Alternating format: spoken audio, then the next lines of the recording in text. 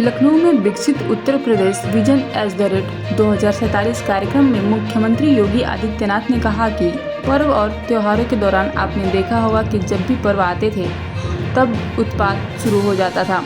अब उत्पातियों और उपद्रवियों को पता चलेगा और उन्हें उनकी 7 पीढ़ियाँ याद आएंगी, क्योंकि कभी कभी लोगों की बुरी आदतें नहीं जाती हैं तो उसके लिए उनकी डेंटिंग पेंटिंग करवानी पड़ती है, जिससे उनकी बुरी आदतें ठीक की जा सके।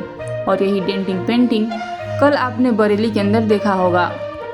वह मौलाना भूल गए कि शासन किसका है। उसे लगता था कि धमकी देंगे और जाम कर देंगे, लेकिन हमने कहा कि न जाम होगा और न ही कर्फ्यू लगेगा, लेकिन कर्फ्यू का सबक तुम्हें ऐसा सिखा देंगे कि तुम्हारी आने वाली पीढ़ी दंगा करना भूल जाएगी। पर्व और त्योहारों के दौरान आपने देखा होगा, जब भी पर्व और त्योहार आते थे उत्पात शुरू हो जाती थी। अब उत्पातियों और उपद्रवियों को पता लगेगा कि 7 पीढ़ियां याद आएंगी उनको, क्योंकि कभी कभी बुरी आदतें जाती नहीं लोगों की, तो उसके लिए उनकी डेंटिंग पेंटिंग करवानी पड़ती है कायदे से, जिससे उनकी बुरी आदतों को हम ठीक कर सकें। और यही डेंटिंग पेंटिंग आपने देखा होगा कल बरेली के अंदर, वो मौलाना भूल गया कि शासन किसका है। वो ये मानता था धमकी देंगे और हम जबरदस्ती जाम कर देंगे। हमने कहा जाम नहीं होगा, कर्फ्यू भी नहीं लगेगा, लेकिन कर्फ्यू का सबक तुम्हें ऐसा सिखा देंगे कि तुम्हारी आने वाली पीढ़ी दंगा करना भूल जाएगी।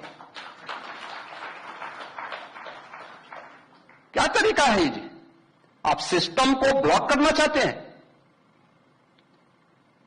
और यह प्रवृत्ति थी यूपी के अंदर 17 के पहले यही होता था, और हम इसी बात को कह सकते हैं कि 17 के बाद हमने कर्फ्यू भी नहीं लगने दिया, लेकिन ऐसे बैरियर को चुन चुन करके वे जिस प्रकार की भाषा को समझते थे उस प्रकार की भाषा से उनको समझा करके उसको उसकी सजा दिलाने का काम भी किया है। और उत्तर प्रदेश की ग्रोथ स्टोरी यहीं से शुरू होती है। अगर आजादी के समय, मैं उससे पहले नहीं जाता, लेकिन 1947 में भारत आजाद हुआ, अगर उस समय भारत की इकोनॉमी में भारत का उत्तर प्रदेश का कंट्रीब्यूशन 14% था, तो ये 14% फिर से होना चाहिए। और 14% नहीं होना चाहिए, बल्कि जितनी आबादी है उत्तर प्रदेश की, उत्तर प्रदेश उतना कंट्रीब्यूशन करता हुआ दिखाई दे। ये हमारा राष्ट्रीय धर्म है और दायित्व भी है, और उसी के तहत ये सब कार्य योजना बन रही है।